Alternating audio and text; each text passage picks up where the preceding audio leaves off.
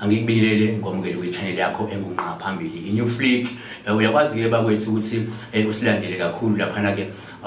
kuyona i-channel ethi New Flick, noma usilandele lapha ke ku-website ethi www.newflick.com. uyakwazi nako usilandele uyochecka mhlawumbe amaphupho. Kanti futhi ke siyakwazi ukuthi ungasilandela lapha every Monday kusuka ngo-10 to 8 ku-e.tv ku-morning show, the morning show ku-e.tv uyakwazi ukuthi uthole nalapho. Kanti ngoLwesibili uyasithola kuMkhondo FM, umsakazo uMkhondo FM lapho kwisifundazwe eMpumalanga,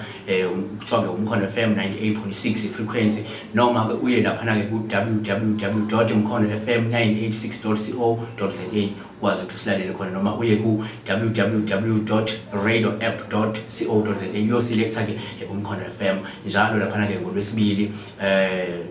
after 5 noma 5:30 sibe silapho nakhona sibe sibhizi ngayindaba yawo amaphupho. Lokho engizama ukusho nokungidlulisa, silandele kulezo ndawo lezo ku-e.tv, usilandele futhi lapha kumsakazo uMkhondo FM, phinde usilandele ku-YouTube, usilandele ku-website. Sibonga kakhulu nje abantu abasilandele from iqala i-channel kuze kube manje lokuba qhubeka. uNkulunkulu enibusise, uNkulunkulu enilonde, uNkulunkulu enikeze ukuhlakanipha, enikeze wisdom, uNkulunkulu enivikele komoya babi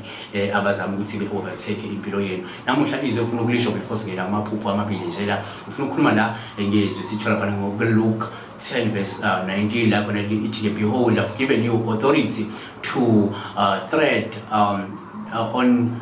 serpents and scorpions and all over the power of the enemy, and nothing shall hurt you. Uthi uNkulunkulu la bheka ke ngikunikeze igunya elokunyathela inyoka nofezela, uthi na wonke amandla esitha, uthi akukho okukulimaza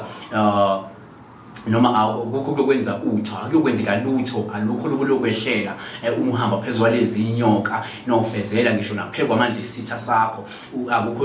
ukwazi ukuthi ukulimaze noma ukuthuntubeza impilo yakho noma ukuthuntubeza ikusasa lakho. Yilo ligunya namhlanje uNkulunkulu asinikeze lona. Ngifuna ukusho ukuthi ayilo ukuthi nje uma uNkulunkulu ekhuluma ukuthi na phezulu amandla esitha uyakwazi ukuhambe ukubona kungalimali. Kusho ukuthi nje ngifuna ukuveza ukuthi I know ukuthi 99.9% weinkinga esinazo singabantu, inkinga ezivela ngabanye abantu, inkinga ezivela ngabantu esibathembayo, abantu abasondelene nathi, kodwa labo bantu uthola ukuthi bayizitha zethu thina singazi. Kodwa namhlanje uthi uNkulunkulu usinikeze ke igunya lokuthi sihambe ngaphezulu labo naphezulu kwamandla abo bangakwazi ukusenza lutho. Angeke bakwenze lutho ngane yakwethu. It doesn't matter ukuthi mhlawumbe your enemies, mhlawumbe ama-enemies ozalwa nawe ekhaya noma ama-enemies angabangani bakho, abantu abakusara within your side kunezitha. uNkulunkulu kunikeze that authority, that igunya lokuthi ukwazi ukuthi ke ube ngaphezulu kwabo, uhamba baqoba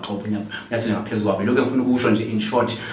ngasifundela nawo ke izwi likaNkulunkulu. Mina angiqhubekela ngibonge kubona bonke abantu abasilandelayo from iqala kuzobe manje balokhu basilandela. uNkulunkulu enilonde ngaza kwethu. Asingene la sikhulume la ngamaphupho nje amabili amathathu. La sizoqala la ngendaba kaNompilo Dana Nxumalo, ukuze la ukuthi ke ihleza phupha ngabantu ke abadumile njalo nje sike salichaza ngaphambili, kodwa soqhubeka futhi sichaze nje ngoba asiphela amandla ngaza kwethu ula ukuthi ke uma uphupha la ubona abantu abongosazwayo, abantu abaqavile, abantu abadumile, abantu abahlolishayo emphakathini, kuba ke upha oluhle kakhulu lingaza kwethu nolivama ukuthi ke uyamaniswe nenhlanhla ethile engahle ikwehlele, ethinta mhlawumbe imali noma ethinta udumo oluthile ozolithola mhlawumbe ngaba isenkampanini yakho noma sebhizinisi noma ke endaweni yangakini noma kuloko usukukwenza noma okwenza kungahle kukulethele udumo nokuhlonishwa, noma ke kunabantu ababukela kuwena ngaso sonke isikhathi. Kusho ukuthi ngenzeka uyi-role model yabanye abantu noma ke uzoba i-role model very soon kwabanye abantu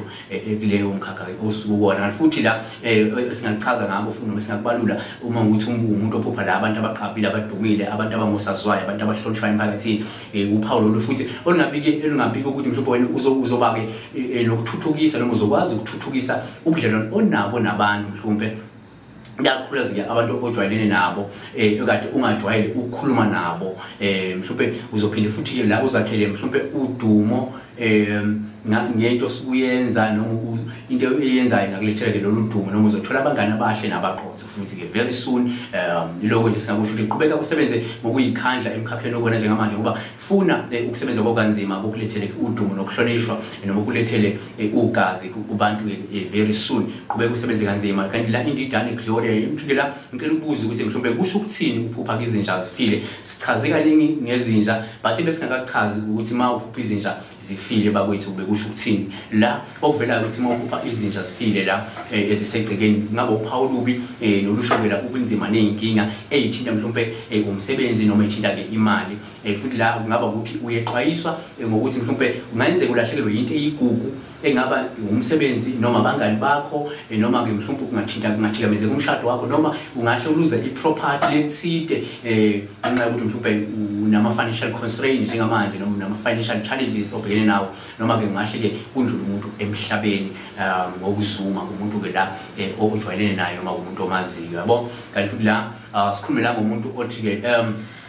yena uphupha futhi la izinja efile egcekeni nalo lungaba oluxwayisa ke la ngokuthi mhlawumbe wena uzungezwe ngabantu abaningi abantu abangalungile abantu ababi nokuthi mhlawumbe engenzeka uhlala uxhumana nabantu abangalungileke noma ke abantu abanenhliziyo ezilikhuni abakhunkula abathakathi futhi lokhu kungaphinde kube uphawu lusho ukuthi mhlawumbe uma ubone lezi nje sifile ukuthi kungenzeka uzoba nepower yokunqoba izitha noma imoya emibi ekuzungezile noma ke kunemkhuba emibi ozokwazi ukuyinqoba noma esevele eseqalile ukuphela empilweni yakho noma esephilile empilweni yakho noma ke ingqondo yakho into kade ucabanga ngayo ingekho right isiyashintsha yabo yona ke into esingayibala la uma uphupha ke la ubona ke mhlawumbe izinja esifile kanti futhi la uNonhlanhla Mahlangu uthi ke please explain uphupha mhlawumbe izimpukane in a dream they were many and they were following me then I arrived endlini kwagogo and I started spraying them the doom. What could it mean? So esingakubalula la kuyiphupho la usukhupha khona ngeimpukane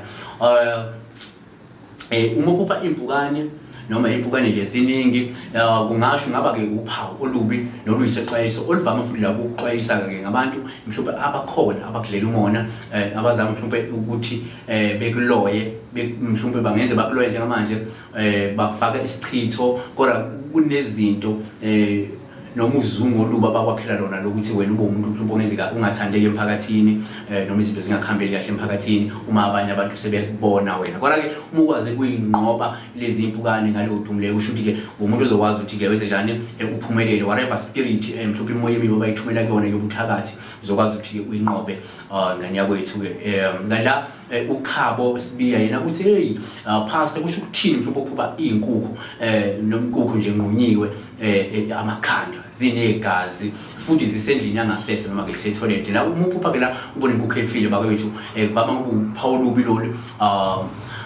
olungaqwayisa ke ngeenkinga mhlawumbe ezingahle zibe khona within your family mhlawumbe ungenzeka kudlula umuntu emhlabeni noma inkinga nje ithinta ngila umsebenzi noma ibusiness ezingahle zibe khona ke very soon esikhathini esizayo kanti okunye futhi singabalula la ukuthi umuphupha la ubona igazi nalo lo uphawu olumela ke la ubuthakathi nomoya emibi noma nengozi esuke isina ikujeqeza la kulona ke la iphupho leli kanti futhi la uma uphupha mhlawumbe ubona la indle yangasese nakhona futhi indle yangasese iyakwazi uma uyibona inokungcola ingathandeki assessment esingekho right uphawu lolu futhi olukhomba ubuthakathi ufaka phakathi isichitho nezibhadi esuke la bengenzeka bakuphehlela lona abathakathi kanti la uvuyo lwethu noma uluvo lwethu unkomo utheke ngiyabingelela pastor wethu ngase ngicela ubuza ukuthi kusho ukuthini mhlawumbe uphupha la ungaqokile unqunu emgwaqeni ke phakathi la kwabantu